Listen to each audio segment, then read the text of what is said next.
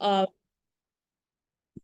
I just started to like notice myself just subconsciously collecting things like movie tickets. Please don't judge the movies because I'm not a cinephile, you know.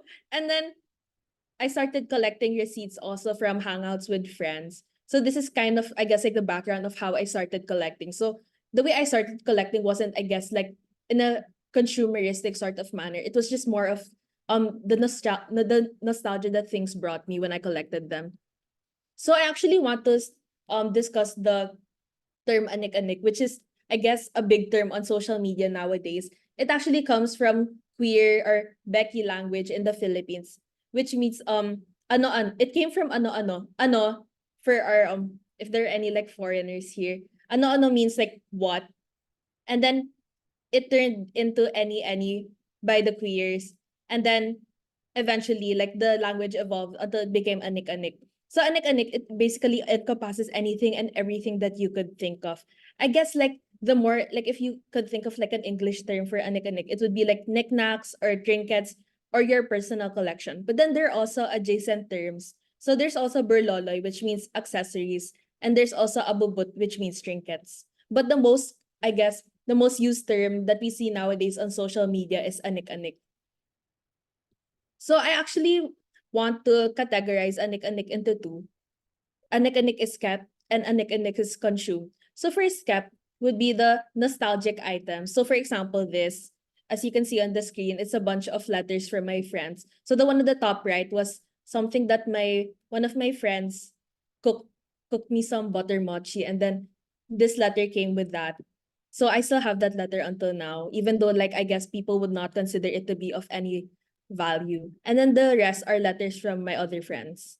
Yeah, so I guess this is a symbol of nostalgia because nostalgia or sentiment, because these are things that represent memories of your loved ones. And then aside from that, these are, I guess, on the more consumeristic side, when you curate a collection like based on your aesthetic. So these are some stuff that I've collected. So I personally like collecting keychains because I guess they're very mobile and you can carry them around. So it's a very like convenient way to like express your identity through like tiny trinkets. So yeah, just same like keychains. And then I actually want to answer the question as to why people collect. So there are a lot of reasons that I can think of. So first, I would say culturally, I guess since I'm from the Philippines, I would say that like in a Filipino or Asian household, you're taught to like um I guess keep everything even though you technically don't need them, because there's always like the sentiment of just in case. So things like plastic bags or reusable containers or plastic forks and spoons from takeouts. Yeah. There's like this, I guess there's like a culture of hoarding in some to some extent with our like families. And I would say that like given the Filipino context, a lot of Filipino families are avid collectors of religious memorabilia, and also I guess when they travel around, they also collect a lot of tourist memorabilia. So on the side of the text is a comic that I made for my internship. And basically it has the same sentiments that like maybe growing up in a home filled with mementos has something to do with it. I don't think my family knows, but they're collectors themselves. So what I'm trying to say here is that I guess like with the prevalence of people calling themselves Anik-Anik girlies on social media, you think that to be a collector you have to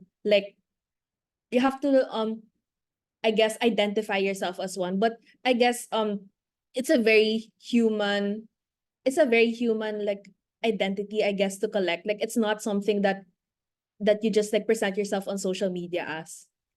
So I guess like people around us, they all unconsciously collect, even though they don't label themselves as collectors per se. And then I guess another reason, as I mentioned, it's nostalgia. Nostalgia could be like memories with your loved ones. So I guess a receipt from going out with someone, you could keep it, and that could serve as a reminder of the things that you experienced together on that day. And also sentimentality with media, because for example, there are certain media in our childhood that we really liked, and then as we grew up, like we grew nostalgic for that sort of media, whether that be merchandise of books, movies, films, TV shows, and all of that. And in nostalgia, you want to keep an item despite its damage or flaws because of the inherent value that it has. And then another reason is aesthetics. So I think like this is a very obvious reason. Like people buy things because they're cute, or people collect things because they're cute. So collecting brings people joy. Just I guess simply looking at something cute is already a sight for sore eyes. And they also make places feel more lived in, like finding a source of comfort at home at the end of of a heavy day. So this comic that I made basically echoes the same thing. Is that I can't deny how much happiness these things give me, and just looking at them brings me joy.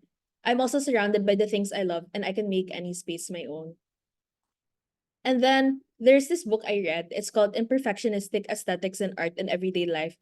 It basically echoes the same thing, that collecting can be seen as an aesthetic act, and it contributes to who we are and even offers the possibility of discovering aspects of ourselves, which is in relation to the next reason as to why people collect, which is personal identity and expression.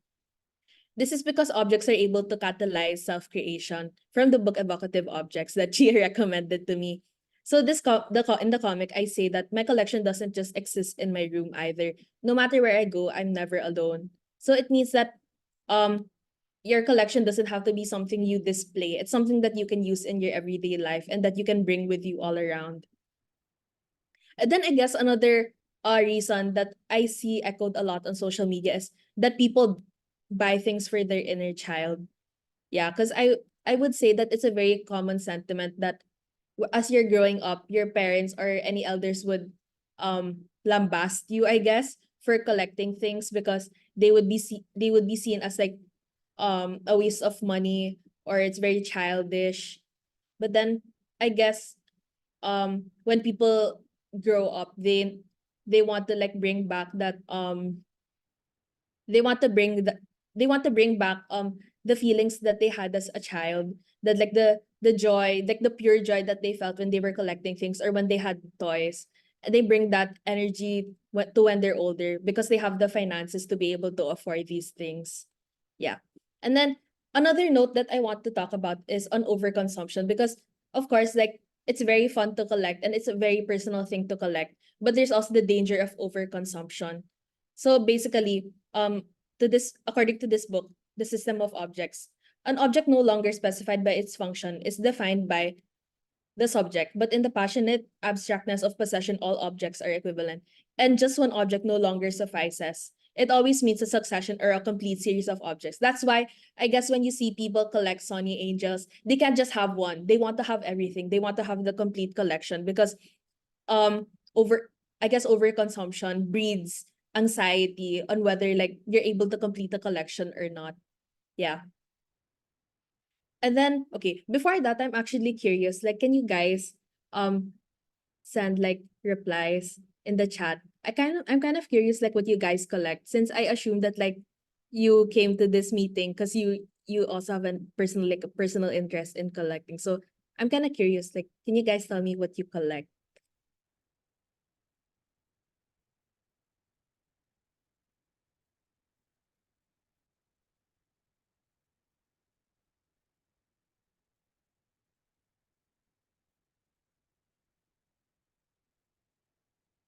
So Chia says cassettes, VHS tapes, vinyls. Justin says receipts and takeout utensils.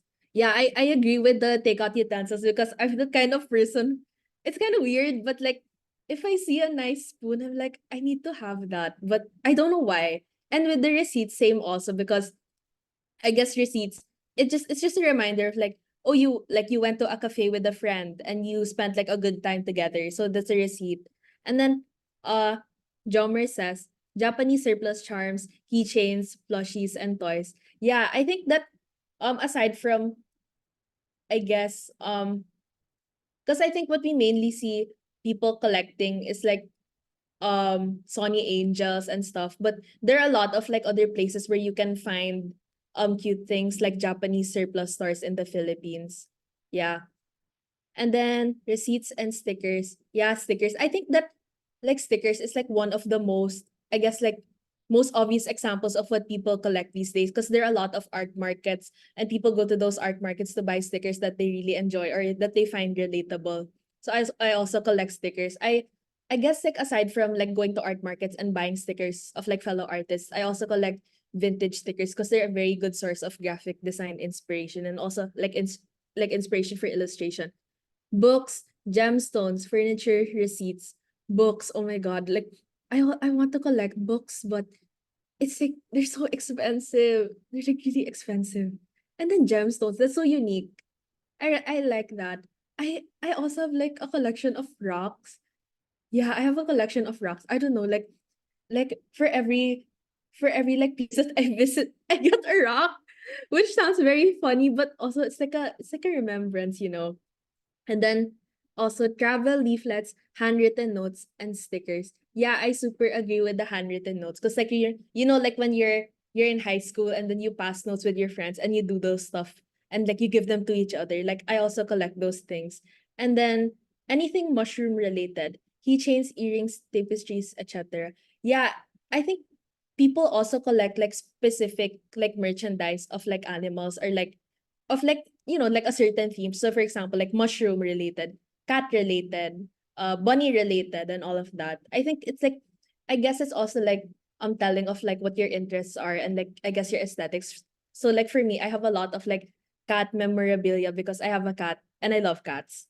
And then Matthew says, I'm just starting my jewelry collection now. Yeah, me also. Yeah, I'm just starting my jewelry collection too. Like I got into rings recently, but I also hate feeling like the feeling of rings on my hands, but I like rings also. And then Anne says, I collect art prints, plushies, and small figurines. Yeah, I like collecting art prints also because I guess like when you wake up and then you see the prints on your wall, like it's just very soothing and it's also very like inspirational. And then poetry books, letters, postcards. I also collect postcards and letters from friends. Yeah. And then stickers, bread tags, tea bag stubs, and Miffy items. Yeah, bread tags. I like that. That's like very cute. And tea bag subs. I started doing that, but I've only collected one so far because I don't really drink tea. But it's really nice to see that like I guess like you can find a lot of design inspiration in tea bag subs because you can see that like even in it's like such a small amount of space, they're able to like deliver like I guess deliver design effectively. And then random papers, receipts, tickets, notes, stickers, and blind boxes. And then Sanria, Sylvanian Fam, Sony Angels, postcards, stickers, photo booth photos, and cute receipts. I agree with the photo booth photos because like recently there have been like a lot of like photo booth areas like around my area. So like I take them with my friends. And then keychains, plushies, and Snoopy. Yeah, I love Snoopy. Like Snoopy, that's my homie. And then recently been collecting ceramics, cute and functional kitchen items like bowls and mugs. Yeah, I love collecting like mugs also. Like I have a collection of cat mugs. Like right now I have this cat mug. Like I just got her. She's very cute. And then spices too. I have a need to have every obscure spice in my kitchen at all times. That's so interesting. I've never thought about that. And then digital ephemera, excessive bookmarks, stickers, button pins, earrings, and cat related things. Yeah, I agree. Like I'm the kind of person who has like 10 windows open and in every like window I have like 20 tabs open. Like I just can never seem to close them. So I feel like I have to fix that because whenever I open my laptop, I get so overwhelmed. And like I'm the kind of person who doesn't like clean my lap. I don't like declutter my laptop screen. So I end up like the whole screen just gets filled like with files. And I'm like it just gets to the point where I'm like, oh my God, I have to fix this. But then it gets also like super overwhelming. And then ceramics from independent ceramic shops. That's really nice. I've also been wanting to get into ceramics recently and like create like ceramics related to like I guess my passions like Anik-Anik. And then I have a box with 300 white rabbit wrappers, just all the same size and wrapper. Wow. That's like the goal. I have to do that also. I don't really have like I don't have like anything that I collect like like multiples of technically. Like not that much as Chia, like 300 white rabbit wrappers. That's amazing. I don't, but I do like when I collect fruit stickers, I get like multiples of them and like I guess it doesn't matter to me whether like I have an extra fit or not. It's just nice to see like them pasted all together. And then museum pamphlets, vintage Pyrex containers, whatever old Sanrio stuff I can find for a suspiciously low price. Yeah, I agree with pamphlets. Like when you travel or like when you go to like other places, like it's just so tempting to get all the pamphlets even though you don't need them. And vintage Pyrex containers, that's very interesting. And also whatever old Sanria stuff I can find for a suspiciously low price. I agree. I agree. Yeah, so I was just curious about what you guys collected because it's very nice to see that collecting is very personal to each and every one of you, and that it doesn't necessarily have to be like what's like popular on social media. Like for example, Sony Angels. Not everyone collects Sony Angels. And then it's also interesting to see that like you consider like digital ephemera to be a thing that you collect because I haven't really considered that, but that's interesting because I'm more on like the physical side of things. Okay, so now let's continue to our presentation. So I actually want to introduce a concept called grounding. This was introduced by the psychologist Fisher in 1999. So I guess you might be curious, like this is supposed to be on like trinkets and stuff. Like why is Ba suddenly talking about grounding? Well, there's a reason, I promise. So basically, grounding, it's a psychological technique to ground you in the present moment. And there's also like this quote, like mind on the ground. So basically it connects your mind and body as one. So why is this important?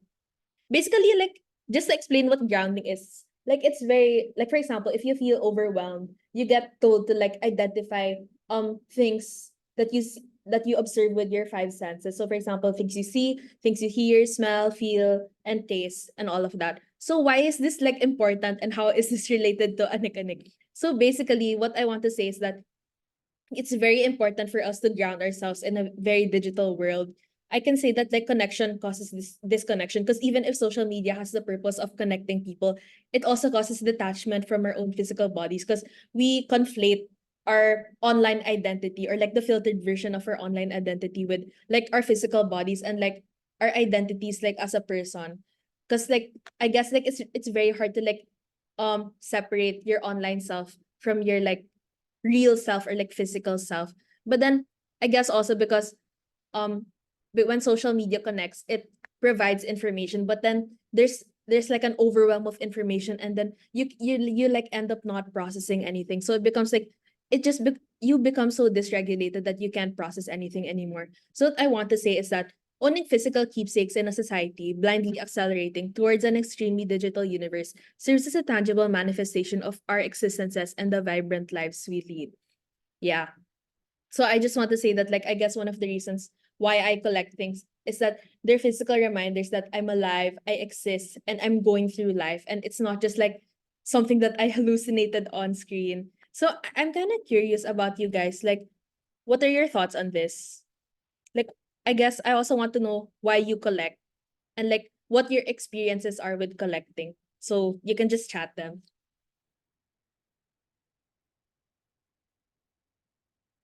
It can be about this slide, or it can just be about like why you collect in general.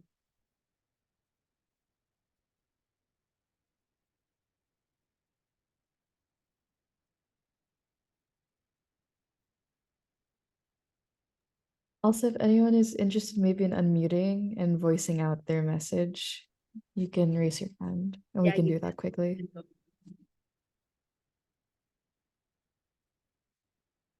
Maddie says, I collected a lot of things before, then I became a hoarder, so I had to stop.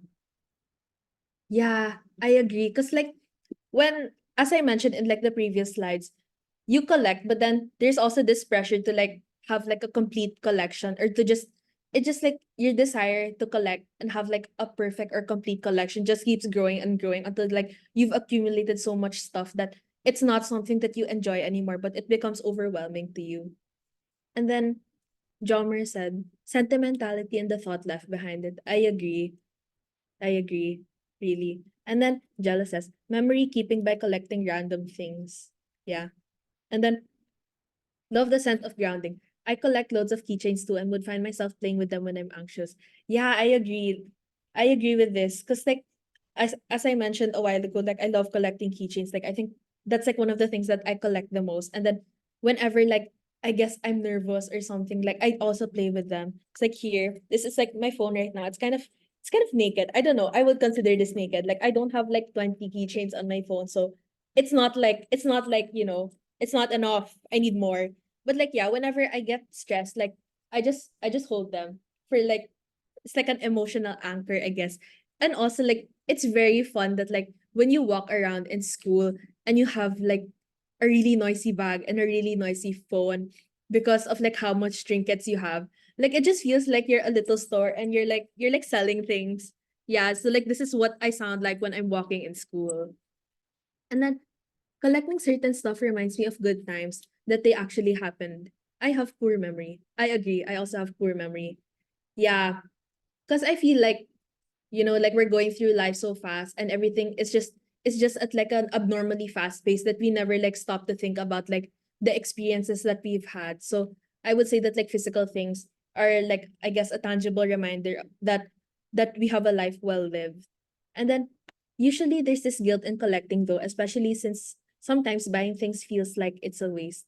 Yeah, I agree. Like even though like I'm very enthusiastic about collecting, like when I see my collection, I sometimes feel guilty because I kind of worry about like whether this is too excessive or not.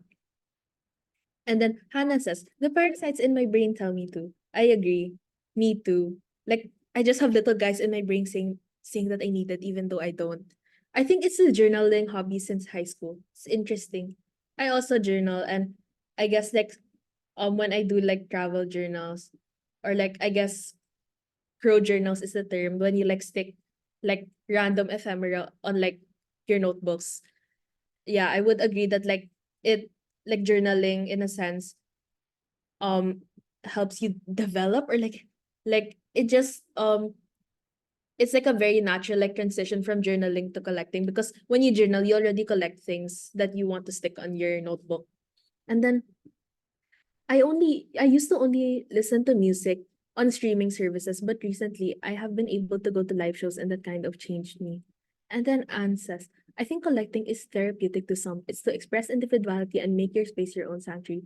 You really said that really well. Yeah, I agree that like collecting is a very like I guess it's not completely individual, but it has like an aspect of individuality to it because um it expresses the kind of person you are and to make your space your own sanctuary. That's a really nice phrase.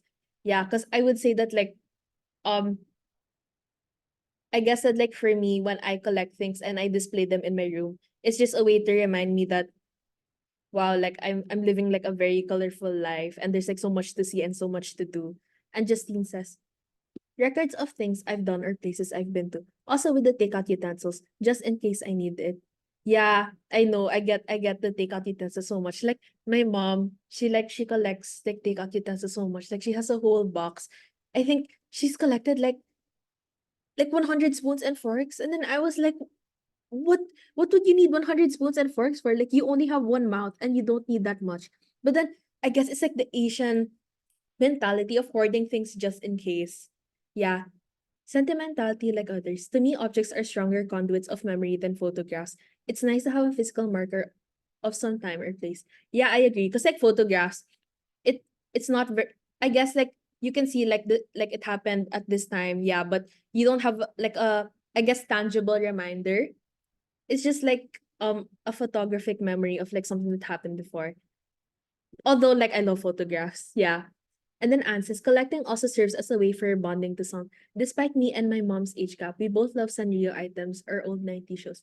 Yeah, I agree. Because like, of course, collecting has an individual aspect to it, but it's collecting is also very communal because you could collect the same things as other people. And then yeah, like despite so Anne says that despite them and their mom's age gap, they love Sanrio items. So I agree because me and my mom both love Sanrio also. So like whenever we see something like my melody, like we're fighting over it because yeah, we're like that kind of people. And then Gabby says, I like to collect things because it makes me feel happy and it also feels good sensory wise. I like that each trinket reminds me of a certain point in my life. Oh, that's so sweet. And then Christine says, I like collecting tangible things in contrast to curating a presence online via aesthetics. It feels grounding in the way that I'm doing it for myself first.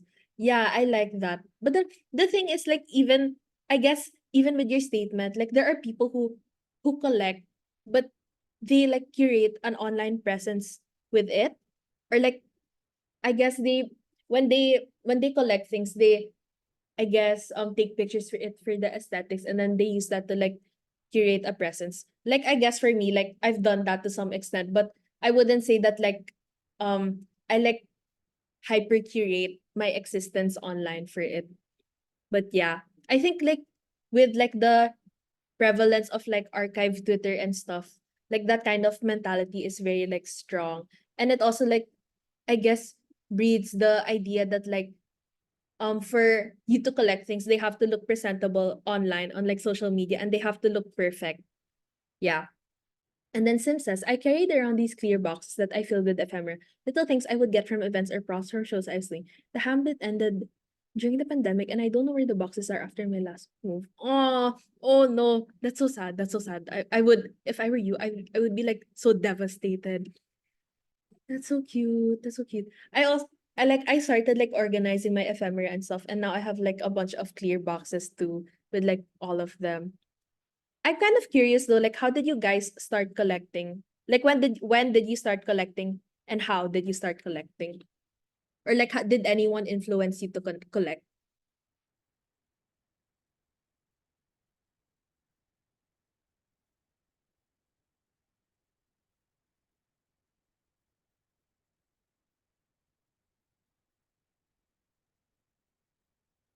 You can chat it or you can unmute yourself. Any is fine.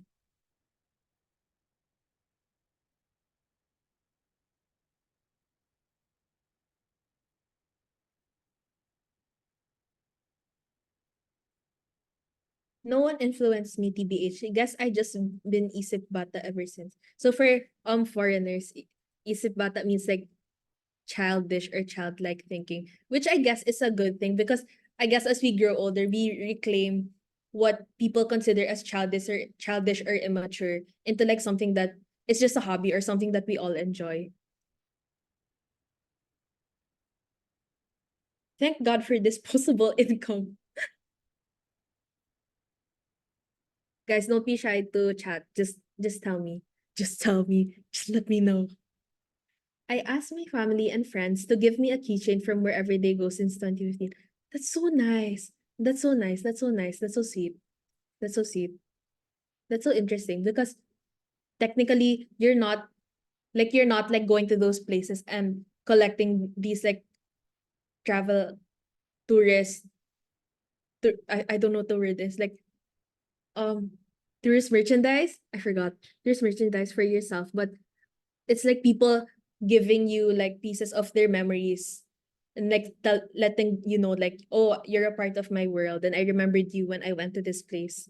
And like even if I was far away, I still thought of you. And then Maddie says, I come from a family of collectors, haha. My mom and dad collect lots of things too. TBH, they collect more than me right now. Maddie, I'm kind of curious what your family collects. So for me, my dad isn't really that much of a collector, but my mom, she used to collect stamps with her siblings. Yeah. And then Matthew says, my first girlfriend, GF, gave me a couple of Kirby plushies, and now I'm just asking for Kirby merch for my birthday. That's so sweet. That's so sweet. I need a lover who yearns for me like that. Justine says, no one really. Throwing away items feels like a waste, so I tend to keep stuff or throw them away after a long time, even though I don't really need them. I agree. I also feel that way. Yeah. It's like I'm the kind of person like when I eat like food or like I see when I eat food and then the food packaging is nice, I keep it. But then I keep it, but like it's like I have like practically no use for it, but then I keep it like just because I want to. And then it was very natural to me. Started ever since I was a little kid. Every letter or handwritten note from anyone I have been keeping. Don't really notice I've been collecting other stuff too until other people notice. And when they associate me with things like mushrooms or dried flowers. That's so sweet. Christine says, the first time I started collecting technically was when I started compiling handwritten notes from my friends back in junior high school in a notebook. I collected the tags from Christmas gifts too, name tags from recollections in Tagaytay, etc. It started with sentimentality and I'm so glad I did it. That's so nice. I also agree with the handwritten notes because like when you're in like a private Catholic school, where like the atmosphere is very stuffy and boring. Like you can't just help but like have your own little fun by doodling on like post-it notes and just like trading them with each other. And then Maddie says, Dad, vinyls. Mom, she has different faces. In 2020, it was plates and plants. In 2022, it was wooden dolls. That's very interesting. It's so interesting that like your parents both collect and that you were like influenced by it. Gabrielle said, I think I started collecting because it was really big in my place back then to download anything on the internet and share it with others. That's so interesting. That's so interesting. Chia. Chia says, I get inspired by a lot of artists, musicians around me who draw from a lot of archival material. They've naturally gathered hundreds of tapes, textures over the years, and it's interesting to have a broad enough library to draw from that is all already self-made. Interesting, interesting. Yeah, as an artist, it's also like very, I guess it's a very inspirational practice to collect, and I'll get onto that later. And then John, I hope I pronounced it right. John said, I feel like I collect because of the friends and family around me. To connect and feeling appreciative to the things that they give me. I also have collections based off a person instead of things. Example, everything my partner gives from candy wrappers to vinyls. That's so sweet. And that's so nice. Like I also do the same thing. Like with my friends, like if they like certain types of merchandise, that's what I'd collect for them. So like for example, one of my friends like really likes monkey merchandise. So I buy them a lot of like things related to monkey characters. Okay. That's interesting. I have another question. Do you feel like social media has affected the way you guys collect and why? I guess you can just chat or like unmute, but I'll share my personal experience first.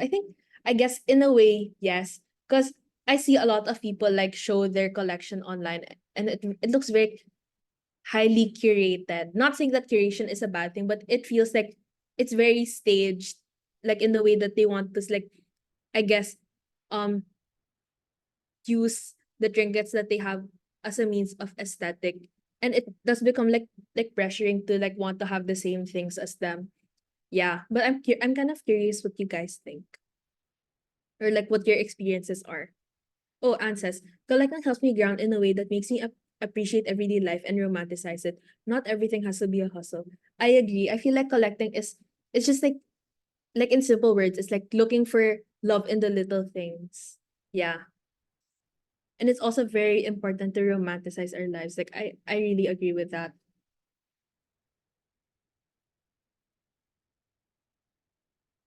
But yeah, going back to my question, I'm curious whether you guys have been like pressured or affected by social media.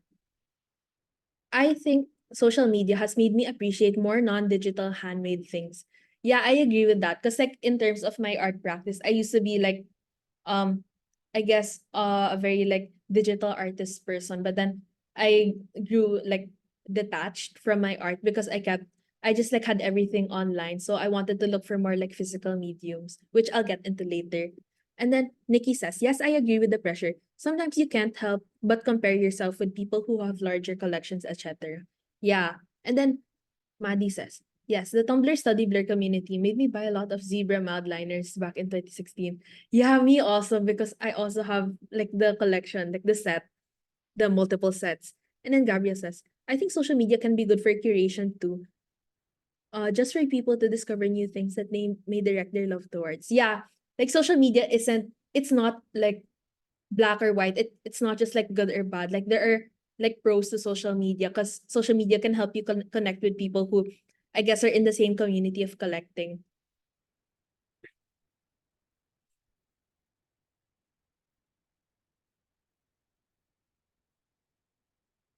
And then Chia says, on curating yourself, I wonder how different filtering what you post is from choosing what to wear, display signal when you go out in real life.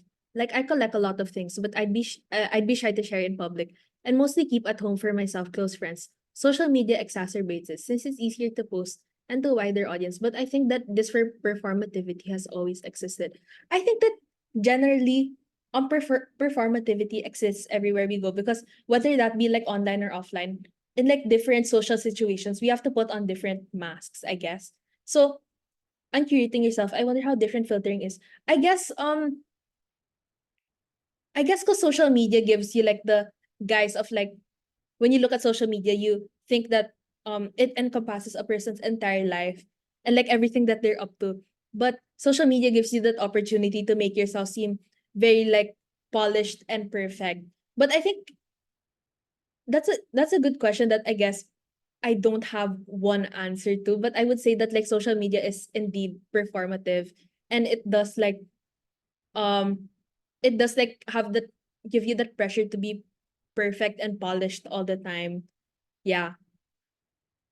And I agree that social media exacerbates it. And then uh social media to me has been more of a springboard of ideas.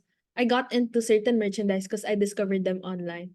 The same can be said about how I curated my personal aesthetic, but I keep myself grounded by taking in my own direction. Yeah, I agree. Cause like for me also, like I think it would be like a lie to say that I haven't been influenced by social media, because I have. Cause like I also like connect with other people who collect and things and stuff.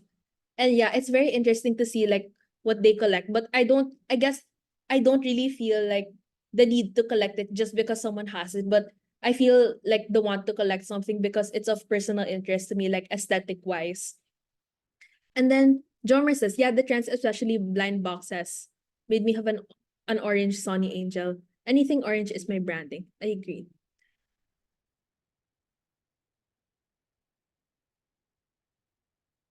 Okay, that's very interesting. Thank you for sharing that. It's very interesting how we all have like different stories to tell. And Justine says, social media doesn't really influence my physical collections, but seeing people's curated, arranged collections is always a fun thing to see what people are into, how they want to be perceived by the people who follow them. I agree, because like when I post, like I also do have that pressure to seem to I guess like be more presentable online. So yeah, it's like yeah, it's although like there are bad sides to like social media being like a platform for people to share their collections, it's also like very interesting to see like people who are very passionate about what they collect.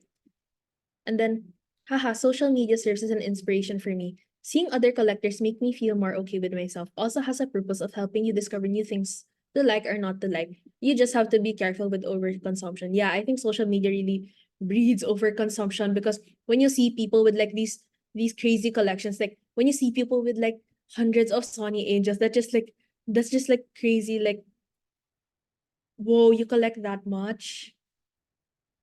So like yeah, I guess it's like a challenge to be like constantly online and seeing all of these collections and like feeling the pressure to like I guess conform, or like I guess when you have that fear of missing out. So yeah, thank you for your answers, guys. Okay, let me talk about um two more readings that I did, and then I can talk about my creative practice. So I guess when I was looking for resources, or like I guess studies on Anik-Anik, I couldn't really find much because there's not much in like the local context. But there's this book I read. It's called Imperfectionistic Aesthetics in Art in Everyday Life. It says that collecting the everyday can be highly messy and supremely imperfect, but it carries the personal, at least the expectation of it. So just like what we discussed in the replies, is that um collecting is very personal, even though like it might not be as curated as what people observe on social media. And when collections at least evoke some kind of imperfection or messiness, we need not see such imperfection as a defect or an obstacle. On the contrary, it may be what makes the collection significant. So I guess like as I said, with social media, there's like this pressure for you to make your collection or whatever you collect seem like presentable to like the public eye. So you think that like everything that you collect needs to like conform to like the aesthetic standards of like I guess your audience or whoever is like on social media.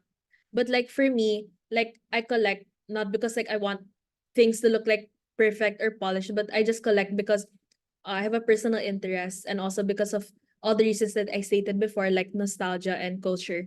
And then oh, sorry, my bad.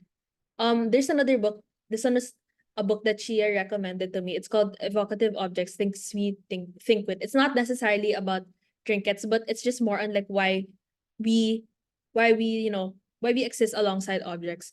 So these are a bunch of quotes, but uh I want to focus on the object as a companion in life experience, because I guess like as we move along in life, these like Anik-Anik or trinkets that we collect are, I guess, right by our side, and we experience life with them, and life is better with them, and we're filled with joy when we see them. And similarly, an object serves as a marker of relationship and emotional connection. So as we I guess as we discussed a while ago, it's very like collecting is not just like an individual thing, but it's also a very communal thing.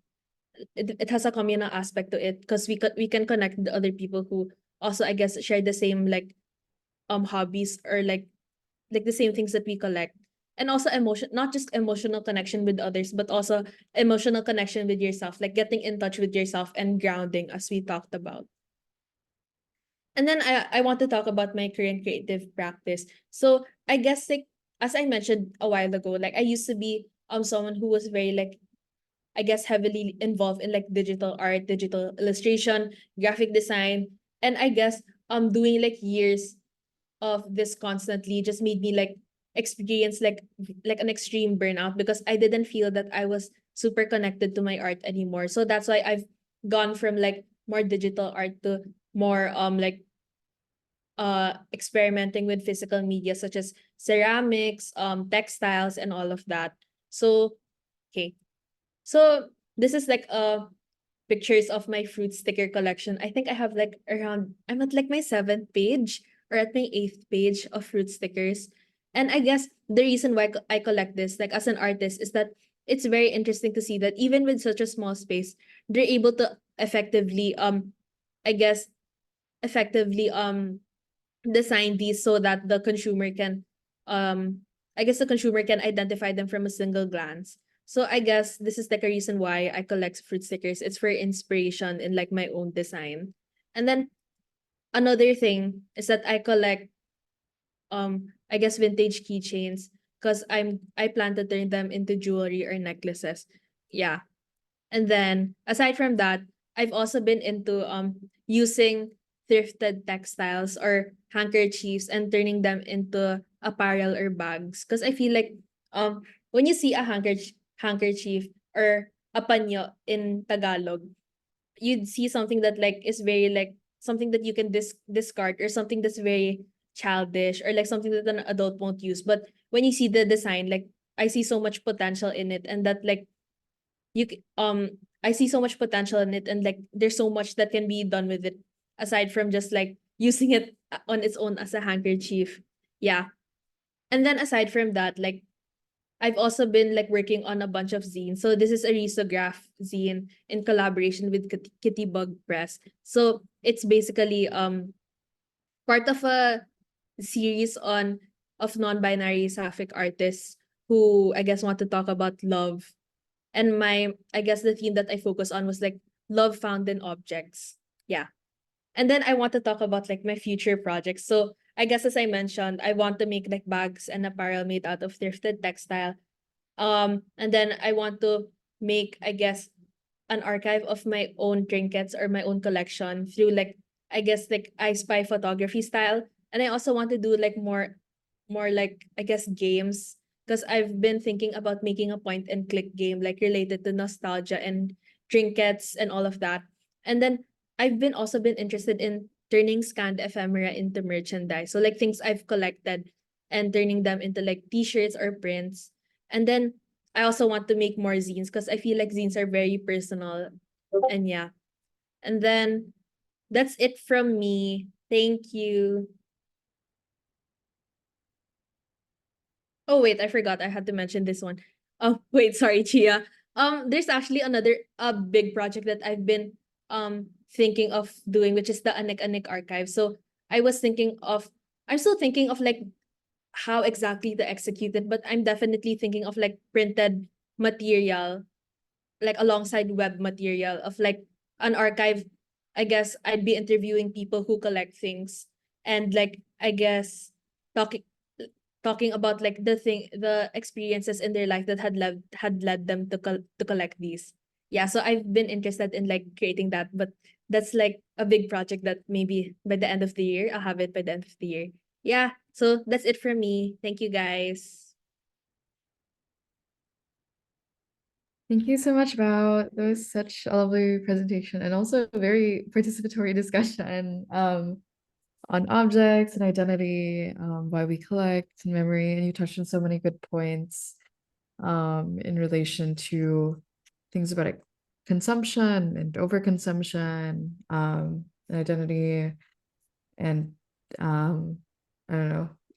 Like I really appreciate the discussion. Yeah, there's so many interesting threads, and I think what we'll do now is we can move towards like a Q&A kind of like portion for this conversation. We can talk a bit more about the points that Bao raised in relation to grounding and some of the readings, get more of their thoughts. We could also talk more about some of Bao's like previous and future work and ideas. And anyone is also welcome to be involved in the Q&A. I'll lead the discussion, but if anyone has questions, you can see that there's like a Q&A function. Feel free to use that. It also allows you to ask questions anonymously if that's something you want to do. Or you can raise your hand and I'll just unmute you if you have to do it manually. Or feel free to like leave messages in the chat. But yeah, let's kind of dive in.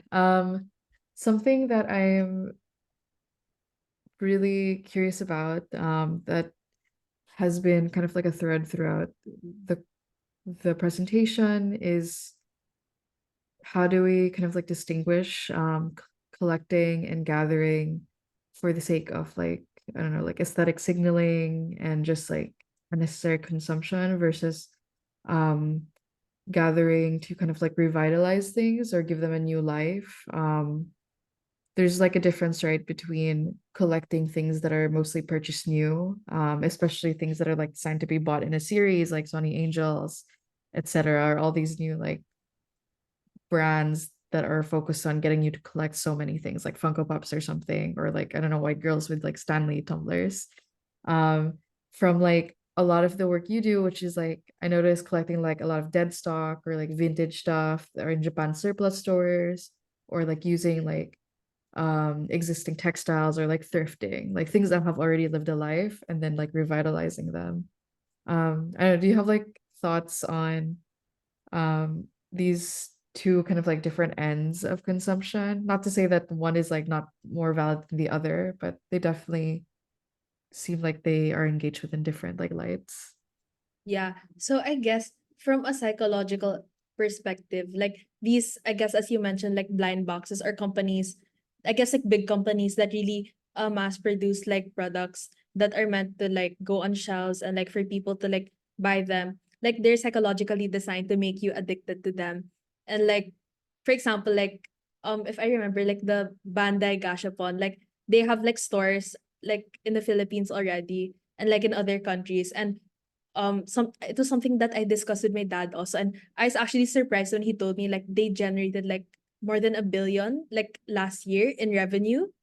So like it is very interesting to see that like people are actually like obsessed with these things and like they want to collect like a lot of things. But then I guess the caution is that when you like collect these things, like you have to be careful of whether like you're collecting just because you feel pressured to like complete the collection, or because, or if it's something that you actually want. So like I would advise that like, you know, when you're collecting things, like most when you're collecting like most of your things, because I know that like sometimes, you know, we also come to like buying things like on a whim, like, and that's fine, but it's not something that should turn into a habit. Yeah, so like when you collect things, you should be mindful of like, I guess, whether it's like something you really want or it's something that like you were just like pressured to buy it because of fear of missing out. And then I guess I wouldn't say that like as you mentioned that buying new things and buying like dead stock or vintage items are entirely different, because the similarity between both is that technically like you still have a certain aesthetic that you want to curate, I guess. Yeah. But I guess for me, the reason why I collect vintage or dead stock items is because I'm personally like I guess as an artist, I'm more like I gravitate more towards their aesthetics as compared to like new products. Yeah. And it's also kind of like a murky area when a lot of companies eventually kind of like co-opt the look of the handmade or like the Yeah. lo-fi, and eventually make new things that kind of begin looking like old things. And Yeah, then it's there's like a true. weird cycle of what gets produced. Um, Nikki has a question that I'll read out that ties into this, very similar. In relation to purchasing Anik-Anik, how do you feel about the inherent consumerism that is tied with the modern idea of collecting? Yeah. I think that, as I mentioned, like social media, I guess gives you that perception that to have a collection is to like buy to have to like consume and buy things to suit that collection. But then again, as I mentioned, Anik-Anik has a very like nostalgic aspect to it. So it doesn't have to be something that's presentable on social media, but it can be honestly like anything that you like have a personal interest in collecting. But yeah, I would agree that like with our current like um with our modern perception of collecting, or like the habits that people have these days is inherently tied with consumerism. Because I guess like it's not just in Anik-Anik, it's honestly like in every industry that you can think of. Like for example, the fashion industry has Shein, and that's like inherently tied with consumerism because people just keep buying and buying these items because they're cheap. So yeah, I guess it's not just like a problem within like the like sphere of collecting, but it's a problem of like capitalism as a whole. Because capitalism um it pressures like people to buy things that like are out of like like not even like needed, or like I guess like not really necessary in their lives. Yeah.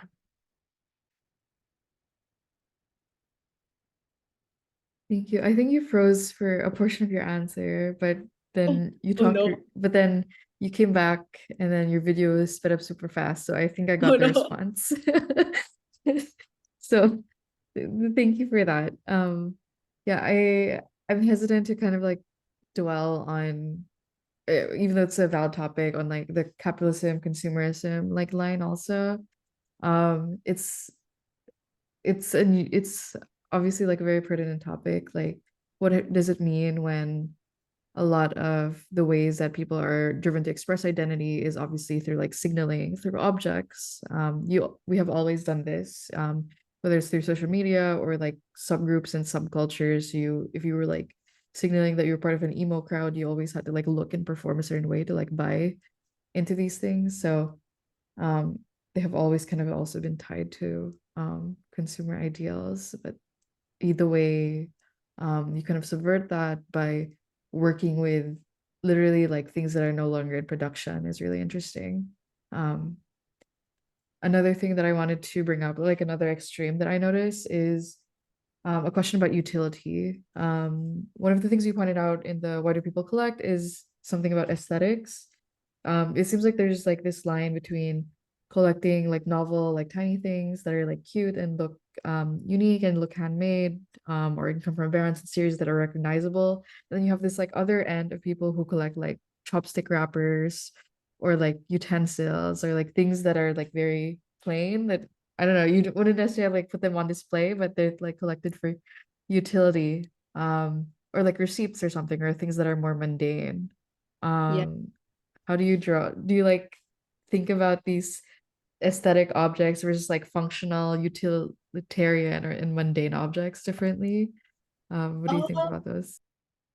I guess in a way like um I like as I mentioned, like you can like have different reasons for collecting multiple things. So I guess I do collect I guess trinkets or like keychains because like they're like visually appealing to me. And then others I collect because of memory, and also like you mentioned, like with the chopstick wrappers and stuff. Like sometimes you collect things like subconsciously, even though like you technically don't have a need for them anymore, but you collect them just in case. So a person doesn't have to have like um they don't have to have like just one reason for collecting, because there's just so many objects in our lives that we obviously would have like like multiple reasons to collect things. Yeah. So I guess there's a difference, but I don't really draw the line to like say that like, oh, this is more important because it's visually appealing than things that are plain or mundane are not like are not like important anymore, because they're all important because they're personal to you and they're important to you. Yeah, that makes complete sense. And something that might be related to this also is that at the beginning of your talk, and when you posed a question about like how did people get influence from collecting, a lot of people said that they learned it from their family, or their moms. And when you were talking about like the cultural aspect of collecting, I was just thinking about like the Asian hoarder, new terms Yeah. maximalist type of vibe where you just keep everything in case it might be useful in the future. It seems like that's like a more boomer or older mindset that things have to Yeah. have utility in order to be kept. Um, or at least that's, I think, my experience in like some households close to me where you could have like a million of the same like thing that has some utility, but then things that are just like kept for aesthetic regard is seen as like something different. But a lot of like people in the younger generations definitely like put value on both things that are kept for aesthetics and things that are kept for function. Yeah, this is my mother collecting ketchup packets versus me and the art prints in my dorm room. That Gab wrote in the chat, very real. Um, I wanted to move on to this topic about social media, I think, and like identity and performativity that you were touching on. This is a question from Nikki. How does the ephemerality of social media influence the type of work you create? How do you feel about artist reliance and relationship with social media? And I think you released recently an article that you wrote, on authenticity and personal branding as well. Yeah, okay. So for this, um, I guess for me, I've been like reevaluating super hard, like the kind of work I create and whether like I'm just creating for like the sake of um seeming like appealing to social media or not.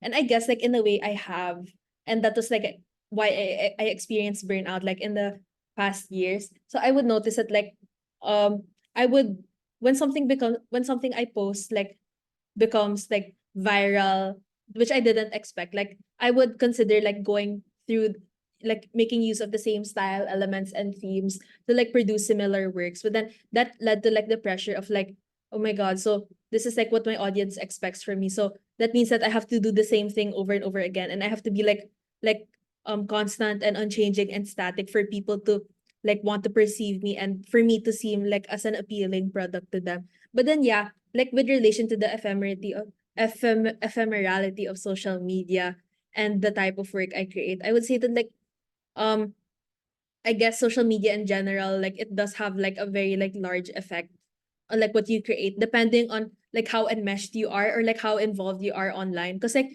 there are people online who I guess they really focus on branding themselves and like crafting like a very consistent brand, like through the type of like through like the visuals that they use, or like even like um I guess also there's like the pressure of having to make content out of your art. Like it you can't just post your art. You have to like make content out of your art for people like for people to like I guess I don't know how to say it. Wait.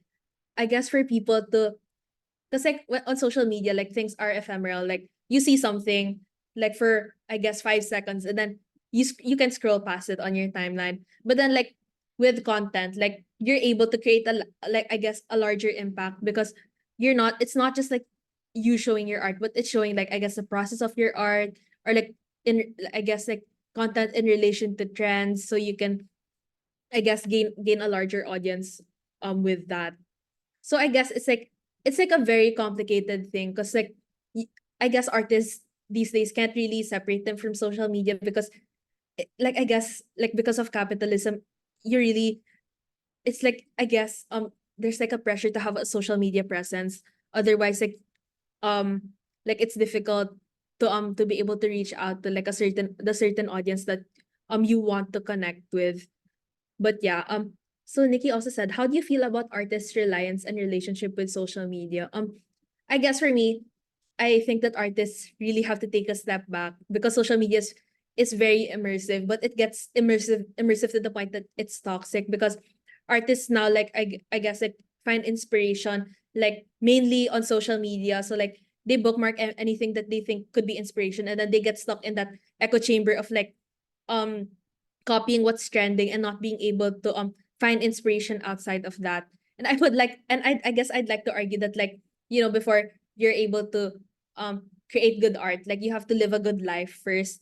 And like that life doesn't always have to be connected with social media. Yeah. I hope I answered your question. Yeah, there's definitely a need for artists to kind of like be legible also and package themselves just as we do products so that they're parsable and digestible for an audience that of Yeah. course doesn't afford them the ability to be ever changing, treats people more like they're fixed things, which Yeah. is a shame because it seems like so contrary to what Anik-Anik is, which is like having so many fragments of yourself dispersed through like multitudes of things that maybe don't have a clear theme. Um, I feel like it's like a general, like the general practice of gathering and collecting as a whole, is more about relationships and living in and inhabiting the things Mhm. you are in, and also just like dispersing yourself over so many things that it kind of like defies categorization in a way. Um, Now, okay, I'll just move on to the Q&A stuff. Well, maybe we can start with Anne's question first, and we'll go back to Jen's.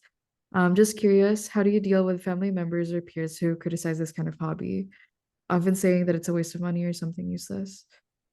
Um, I guess I've had like a lot of experiences with that also. Like when people like find out that I collect like these kinds of things, and then I guess their general or like most obvious reaction would be like, why like, just why would you collect those things? But I guess for me, like, it really takes time for you to build like that spine to like stand up for yourself and like just not care anymore about what other people think, because in the end it's your life. And it's not up to other people to decide like how you want to live your life, because you're like you're your own person, and you don't need other people's, I guess, opinions on what you do. But it's like it's easier said than done, because even if I say this, like, I still feel like sometimes I do feel embarrassed about having a collection of things that other people would deem useless. So like it's not like a black and white situation. So I guess I would say that it's okay to have like these emotions of embarrassment and like um I guess like self-doubt, because they're like valid emotions to have, and you can't always be positive also.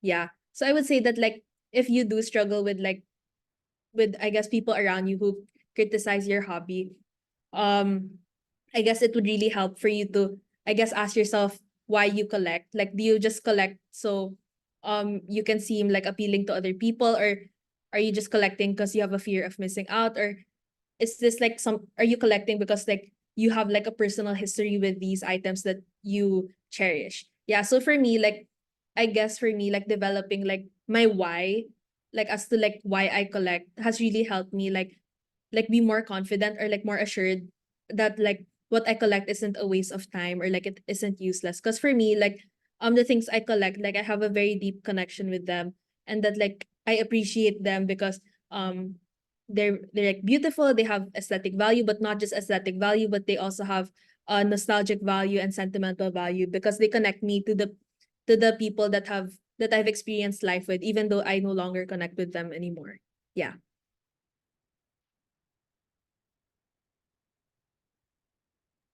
Yeah, thank you, Val. And thank you for Anne for the question. Yeah, it's hard when ownership always tends to be like ascribed with like the notion of like purpose or utility. And this hobby is like something that often comes from you being an individual who sees worth in this thing and decides to give it like another life. And oftentimes this worth and purpose only becomes evident to others long after the fact. Kind of like using this as a segue into my next question, and then we'll move on to Jen's to close it. I was curious if you personally have any um like influences in terms of like other collectors or archivists or gatherers or Anik-Anik lovers who you really like anyone you want to call out specifically, or any general practices.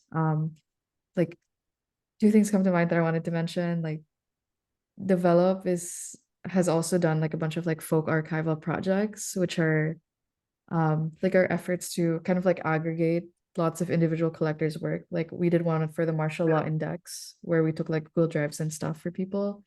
And then we did another one, Philippine Cassette Archive, which took like user uploaded like cassette tapes for on Facebook Marketplace and Discogs, and put it into a new website to like represent them.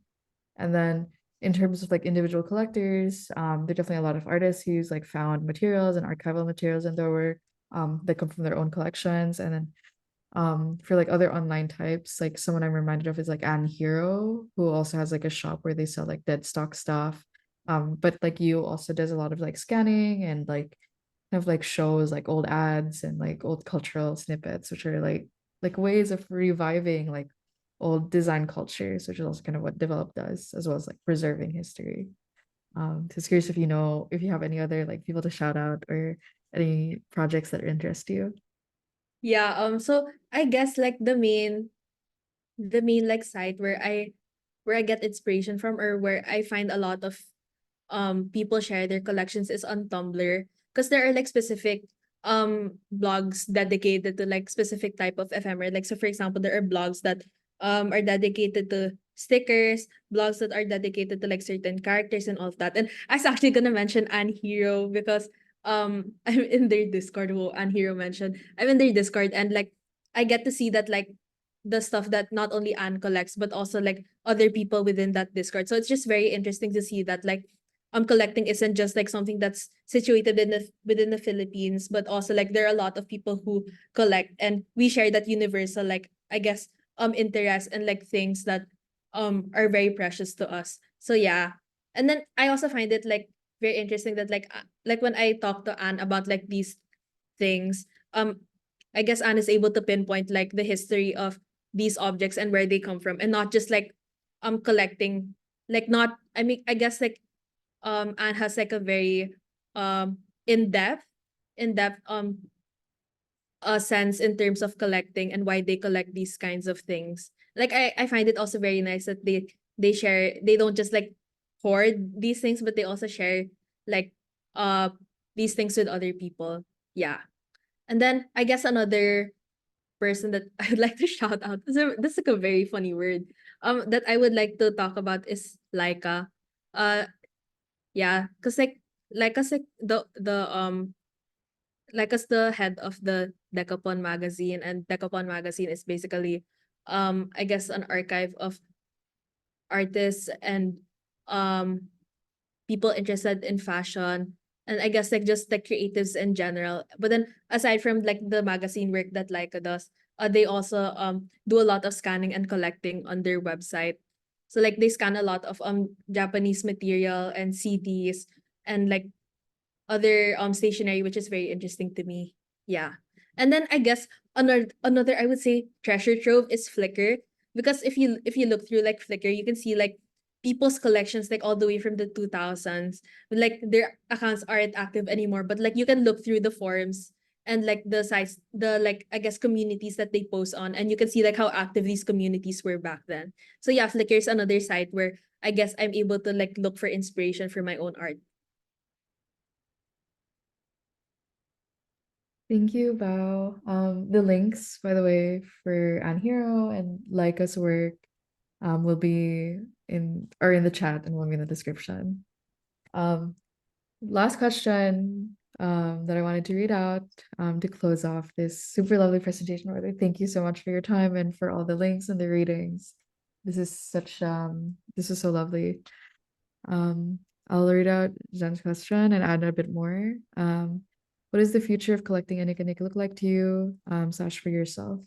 And a few things that I wanted to add on were, um, you mentioned some future projects that relate to like archives and like presenting Anik-Anik in different forms. You've already worked on a zine that talks about your love of collecting.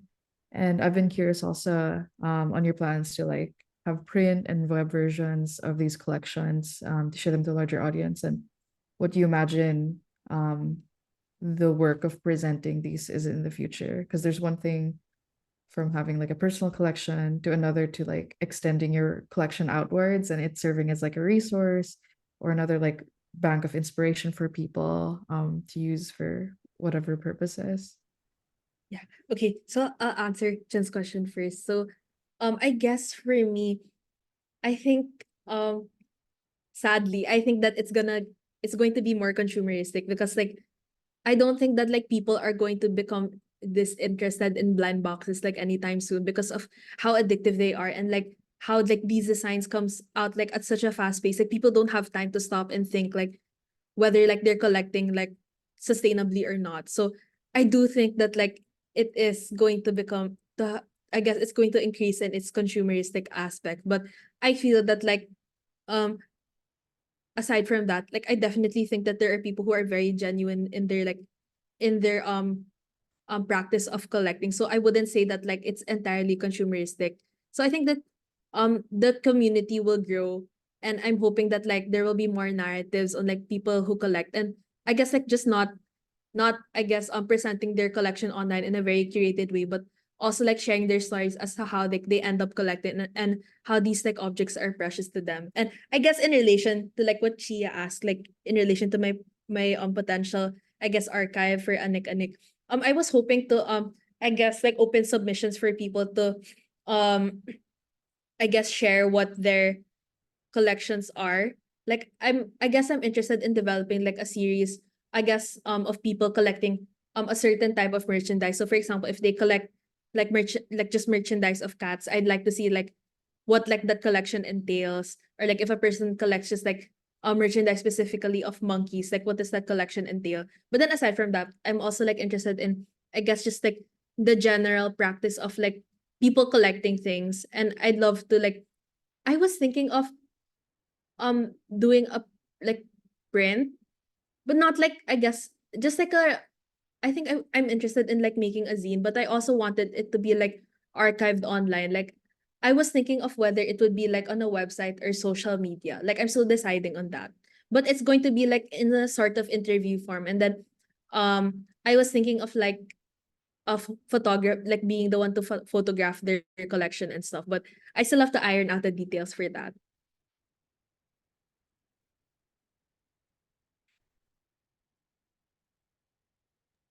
Thank you, Val. Maybe one last bit, just to kind of condense the two last bits in the chat. Um, Sam mentioned that they love your journal scans, and was wondering about your process for sharing it in that format. Is the scan just the best way to digitize the journal?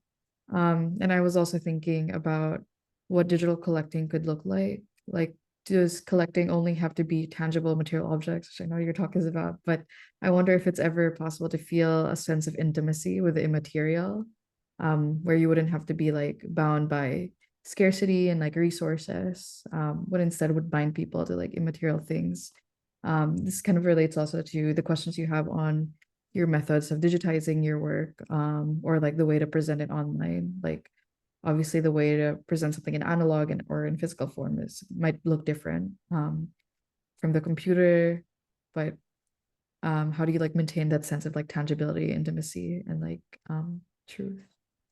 Yeah, okay. So I guess to answer Sim's question, I guess the reason why that I digitized or scanned my journal is that there's really only one copy of it. And I technically I don't think I could print and sell it because it's my personal journal. And I would say that like it's tangible to myself and it's something that I experience. So I would say that yes, like I'm able to like stay in connection with what I create, even though like what I share online, it's like digital.